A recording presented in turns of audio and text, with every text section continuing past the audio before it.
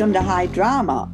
Were we wild about the plays that we saw, or do we want to duck and cover? At the Polanski Shakespeare Center in Brooklyn, part of the Theater for a New Audience and Shakespeare Theater Company present The Wild Duck, written by Henrik Ibsen, new version by David Eldridge, directed by Simon Godwin. In this play, Gregers Werle is upset with his father, who's a rich businessman, Hakon, and Gregers feels that his father was deceitful and manipulative. Gregers encounters his friend from years ago, Hjalmar Ekdal. Hjalmar is now a photographer, and he got money to learn this skill from Gregers' father. Hjalmar is also married now to Gina and has a 15-year-old daughter, Hedvig, and they seem to be a happy family. Unfortunately, Gregers is very idealistic and feels that everyone should know the absolute truth. When he reveals some truth to his friend Hjalmar, things go very sour. This is a naturalistic production with good sets and costumes, and I really enjoyed it. It's a play that's not very often performed because I think it is quite complicated and needs a big cast. I highly recommend it. Happy Face. Ted Lang's Lady Patriot tells the true story of an unexpected spy in the Jefferson Davis household during the Civil War. Verena Davis, the wife of the newly elected Jefferson Davis, has just arrived in Richmond, Virginia, and is befriended by Elizabeth Van Lew, who has a reputation for being a bit nutty. Verena is upset as she doesn't have any of her usual slaves around to help her with her 5 kids and household chores. Elizabeth kindly lends her Mary Bowser to see to her needs. Old Roberts looks after Jefferson Davis and knows how to work the system to keep himself out of trouble. Helping Jefferson Davis out politically was Judah P. Benjamin, who was the first Jew to hold a political office, albeit a dubious one. He went from Attorney General to Secretary of War to Secretary of State. Mr. Slidell was a go-between to get the Confederate spies' information into the right Northern hands to help win the war. I'm less critical in the summertime, truth be told, so I can tolerate very flawed plays. I didn't even notice it until my co-host Sasha Clarke pointed it out. I'll leave her to the critical end this time. I enjoyed this as I love historical fiction. You get a closer look at Jefferson Davis and his wife. All those kids, and they were nowhere to be found, was the only thing I found disconcerting. Plus, I never knew about Judah P. Benjamin, who held such an exalted position. And I enjoyed the actors very much. I'm sure that Love Boat fans will flock to this, and you won't be disappointed, as it was written by Ted Lang, and it has from the Love Boat actors, Jill Whalen and Fred Grandy. So you have 3 Love Boat people connected to this. Ted Lang did a very nice job of humanizing a very inhumane part of our history. It makes you think of the divisiveness of today. Happy Face minus. Argentinian playwright Romina Paula's The Whole of Time, directed by Tony Thorpe, is now at the Brick in Brooklyn with the same cast and backstage credits from its run at Torn Page, Tony's home. Although inspired by Tennessee Williams' The Glass Menagerie, this play feels very different. It still features a mother, her adult son, an adult daughter, and a visitor who's the son's friend from work. The daughter, Antonia, chooses to stay in the house, but is very articulate and very assertive. The brother longs for adventure and escape from the home's rather incestuous atmosphere. He reads Moby Dick and is captivated by the adventure. Still, he seems destined to remain in the family. The mother, I think she's a widow, goes out on dates and seems to be most openly sexual family member. She very much presses herself against the hot working class visitor, Maximiliano, who seems to be more of a Stanley Kowalski type than a character from the Glass Menagerie. I really couldn't get much involved in the play until the arrival of Maximiliano.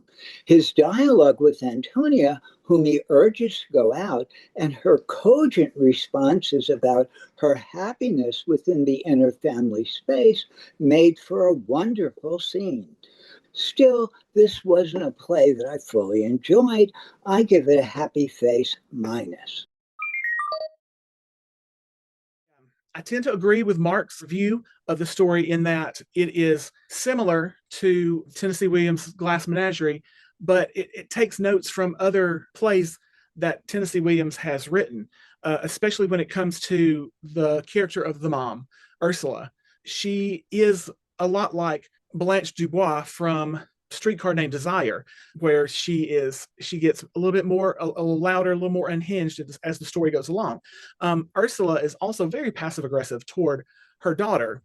One of the lines that she says is, "I love you most of all, next to your brother." In this story, there are a lot of references to Frida Kahlo, in that the painting on the back wall of the set changes throughout. We see several of Frida Kahlo's paintings as they're discussing different things in the story, such as murder or guns and knives. We see paintings that reflect that, such as the Unos Cuantos Picatitos, which is a painting of someone who's been violently stabbed to death. But the final resting painting that we see is Frida Kahlo's Portrait of My Father, which they discuss his Hungarian roots as well as the family's Hungarian roots when Maximiliano, the strange visitor, comes in.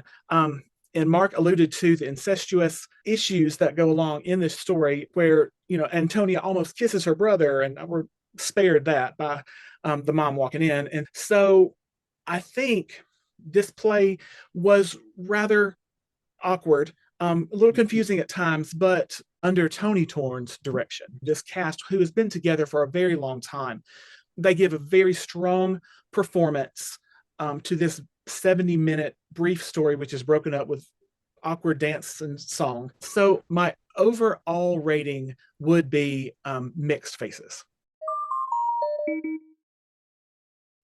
Suzanne Willett's Hucka is extremely confusing, as it has nothing to do with Huckleberry Finn. This is the Cain and Abel story, with Abel as a sister Hucka in this case. It also reminded me a bit of Eurydice, with a guy trying to bring a person back to life, but in this case for selfish reasons. According to the director's notes, this was about basically the bad people taking responsibility for their despicable actions. To me, it made no sense, and the only thing I liked was Zach Dolney's spectral projections. Again, good actors in a badly written play, unhappy face. I just came from La Mama, where I saw Celine Song's Family, which is about dysfunctional half-siblings, two brothers and a sister with very freakish moms and an abusive monster dad. Strobe lighting and large noises throughout, so which made it hard to watch and hard to stomach, as I don't care for incest plays. The first 20 minutes seemed weird but enjoyable, as the violence was of the Three Stooges variety, and I was laughing. But then it got all nasty and icky, and it was basically a Mark play, not me. So I'm giving it an unhappy face with a twinge of, okay, this might be okay in the beginning, but then it deteriorated. And Sarah Krasnow is seeing this on September 19th, and she might enjoy this a heck of a lot more than I did. At the performance space here, presented by the Movement Theater Company, is The Essentialisn't, written and performed by Asa Davis with Jamela Cross and Princess Jacob. Her piece explores the relationship between being Black and being expected to perform. I didn't really feel this connection, but then again, as an elderly white male, this is not part of my lived experience. What I encountered was an interesting performance art piece. Asa immersed herself in a tank of water, and she was wearing a white dress, it seemed to evoke baptism, but also in a darker mode, the middle passage of slaves being transported across the Atlantic. Asa and her two women backup chorus, Jamila Cross and Princess Jacob, struggle in a tug of war over hair. My favorite section was when Asa instructed her chorus to sing really badly Jennifer Hudson's I Mean to Tell You I'm Not Going. It's amazing how entertaining truly atrocious singing can be. The piece also offered many video images, quite a few of them being the flowers blossoming. And this seemed to evoke the process of becoming one's true, authentic, and better self.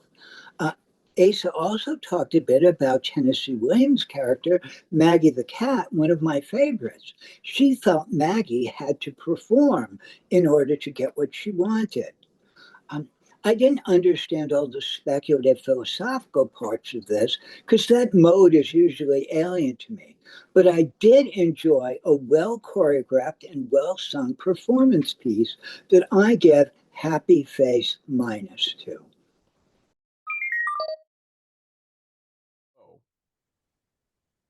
Nina Kissinger's This Is Government shows the inner workings of a congressman's staff office. Kaz is in charge of the interns, Tip and Emmy, who are childhood friends of the same hometown. They work for Congressman Bachman, who was the first to introduce an extensive health care bill, but now seems opposed to it. In the midst of this political upheaval, an unknown individual takes it into their hands who threatens to blow up the congressman's office unless he finally talks to them. Kaz is by the rules, Emmy is easily triggered, and Tip just wants to be a famous performer. How will the three of them emerge from this? This play makes you think of the machinations of government and the people it affects in a whole new light. Major happy face.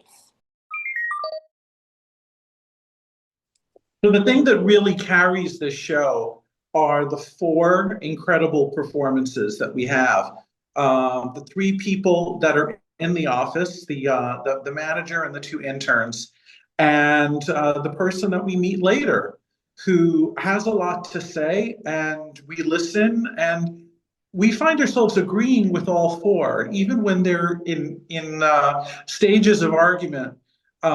They are all making clear points that we move along with them. Performances are really, really strong. Standout for me was the guy who played Tip, Charles Sue, who is not afraid to take chances on stage. He throws himself all over that stage. Just really, really funny. It's hard to imagine that would be anybody's behavior in a congressman's office, but he does get away with that because he's very much the showman. And we do find out during the show that he's angry that they're trapped in this office because he really should be doing his stand-up act in a club that night. But of course, because of what's going on, they are trapped in there. I give this a happy face. With Greg Dubin Magic Show, I had my mouth open the entire time. It is a wonder I didn't swallow any flying bugs. He divided it up into three parts. The first was the classics with card tricks, cups, and bowls that kept escalating out of proportion. The second was not my thing, involving voodoo and needles. It was tough to swallow. Poor Rachel, an audience member, was going out of her mind. This is what made this show so special before it even started. We got to meet everyone squished together in this tiny space that didn't make you feel claustrophobic as it became a big party with a shared, how did he do that experience? He ended with a mental dissection. He tried reading my mind and said I was a psychopath. And I think his name was Steve, said I had a good poker face, who was able to guess the right number, just thinking of Sondheim. If I could concentrate. While Mr. Dubin says he is going to show how he figures it out, we are still left scratching our heads because he is just that incredibly good. So head out to Brooklyn and see this. It's fabulous. Major happy face. Here we are with parodyist extraordinaire Fred Landau, who's written 6 21st century oldies, the first quarter century, a book of parodies of to show tunes of all manner of subjects, from skyrocketing cost of entertainment, climate and global warming, economic crashes, the pandemic, and Beatle parodies, and it's always just. And he's also, back in the day when I used to love going to the Fringe, he did a musical, The Last Starfighter. It was so wonderful. Well, it's you hope that something sticks eventually. You keep throwing work out into the world and hope something will catch on. It's just the way it is. Yeah. But the parodies though, when the parodies started, when I started doing them on YouTube, was about 2008, just around the time of the economic crash. And I did those on YouTube, and that seemed to be where they started catching on, because when YouTube was getting big, I was putting on original songs and parodies, and it seemed the parodies were what were catching on. And you do them to certain show tunes, like tell us some of them and what inspires you. I mean, how do you come up with first what you're going to parody and then what show tune you're going to use to parody it with? Okay. Well, the subject of parody, what I'd usually been doing was following the New York Times for all these years.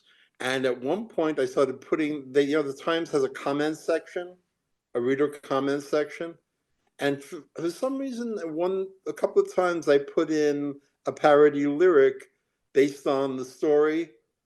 And someone wrote back to me, a fellow named David Scuff, who was a reporter at the Times, and said, "Oh, what? I'm going to write an item on this parody lyric." It happened to be at a time when the Tonys the Tonys were smaller and they'd gotten bigger. They kind of made the actual Tony statue bigger. And I did something to the tune from Hairspray of "Mama, I'm a Big Girl Now." I did Tony is a big girl now, and he took it and made it a story. They had this thing called Art Speed for a long time, and he took it and made a story out of it. And he basically said, "Oh, well, just keep put the comments, put them in the comments. We enjoy it." So that gave me an impulse to write one almost every day based on some art story. So I just chose a story and put a parody lyric in, and they put them on. They put them in. The Times doesn't put things on immediately. They look at them and decide which ones they want to put in, but they seem to put them all in, which was very nice. So it seemed like a fun thing to do, and I was building up a series of stories of parody lyrics based on Times stories overall, and I was basically doing. I guess I was doing it every day, 7 days a week for a long time. It was just fun to do. The big time when entertainment prices really went up was with Hugh Jackman. So I did, to the tune of "I Go to Rio," I raid my Keo. Like when Hugh Jackman does a show, I raid my Keo for dinero, that kind of thing. When Bette Midler had done was just raking the money in. I did a parody of The Rose called The Gross, and it was basically it ended up with "Some Say Love," and she said, "I say love, it is a buyer who bought a premium seat." So that kind of thing. And they seem to catch on. People seem to watch them on YouTube, and people seem to be reading them and hitting the recommend button in the Times comments. And even though I mostly was doing regular musicals, this created an avenue for work being heard. It was very nice. It felt very good to do something consistently. And I love the way you marry musical theater with, like other topics like politics and climate warming and things that you don't associate with show tunes. Well, there's a whole theory about what parody is. Parody is you sometimes take tough issues and bringing in comfortable music gives people a way of dealing with even difficult situations. I mean, one of the things that I kind of realized is sometimes when we have something difficult going on, a problem going on in society, if we can take a moment, sing a little, laugh a little, it won't make the problem go away, but it'll put your head in a frame of mind where you can come back and deal with the problem better. So I think if you take 3 minutes and maybe sing a parody song, you'll just be in a better place, because when you're feeling too harried, that kind of thing. You were Randy Rainbow before he even existed. Well, I think he was around. He basically ended up taking the market because he did them so well. But you started the trend. That's what I'm going to go with. Oh yeah, back in I guess on YouTube back in 2008 and 2009, I started doing them on YouTube. Now, at one point, I think it was in 2008, Gerard Alessandrini had decided to stop Forbidden Broadway completely at the time. He came back later, but at the time, and he seemed to give people the right to do theater parodies. And once he said that in the Times. So I tried to run with that. I think the first one I did, there was a whole scandal with an actor, the actor Jeremy Piven. Remember, Equity cleared him. Remember that? We got to remember that. But I had done something to the tune of Zip called Fish, which was just which imagined that just like Gypsy Rose Lee was thinking of all of the smart things she was thinking about. He was always thinking of fish while he was up there. Like he'd say, "Fish, the sashimi wasn't brilliant today," or "Fish, does McDonald's have to fry its fillet?" Things like that. Just so it was that seemed to start things, and people watched it, people talked about it, people argued over it on Cast Record, which is a place where I know you from originally, the Cast Recording List group. They were arguing, is it good? I think people actually arguing over the quality of this. Like, I'm not here. Wonderful. Yeah, but luckily more people liked them than didn't like them. But the ones who didn't like them were. I think I rhymed something like sweeter and theater, and someone said, "Well, as soon as I heard that rhyme, I said, no way," because I actually had the singer hit the rhyme. Sweeter and theater, sweeter and theater, and everybody was like, "Oh, I just couldn't listen to it anymore after that." But luckily, a lot of people did, and it seemed to catch on. And I was doing those for a while. While Gerard Alessandrini wasn't doing Forbidden Broadway, I just kept doing those. It was very very enjoyable. But once he came back, he decided to come after a few years. Whatever he was off doing, he wanted to go that, and I think I made sure not to do anything that would duplicate what he was doing in terms of the YouTube videos, because he's the master of this area. But what else was going on? Oh yeah, I tried to do a show where I asked. Do you remember there was a show called Theater Talk with Susan Haskins and Michael Riedel? And I asked them, would you mind if I did a parody of your show? And I think I called him Michael Needle and her Susan Askins, because she asked all the questions. And so I was trying to do that. I was hoping to get it on stage, but I ended up doing a lot of videos in the voice of Michael and Susan for a while. And that was a lot of fun to do. That was also not duplicating what was already being done by others. So what are you doing? Any like regular shows at the moment? Do you have any regular shows coming out right now? Right now, well, the one I'm still trying to push is Last Starfighter. I think it still has some life in it. I hope. I think video games are still very popular. Who would have imagined after all? And the show was about a video gamer, and we're trying to get that done. It was done. The most recent was in Cleveland about 2 years ago, but we have it out with a licensor, and you still hope. You hope maybe one day something will happen, and New York will have a place for it. What's good about our show is it can fit an off-Broadway budget, our Last Starfighter, even though it sounds like it's so big in terms of set. But when you saw it, it It didn't need big sets. It was on a kind of on a budget.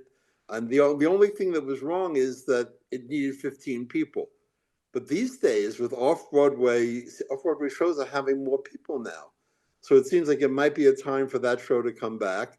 We also wrote a show called Viva Max, which was about the Alamo. Did you get to see that when we did it at the Actors Temple?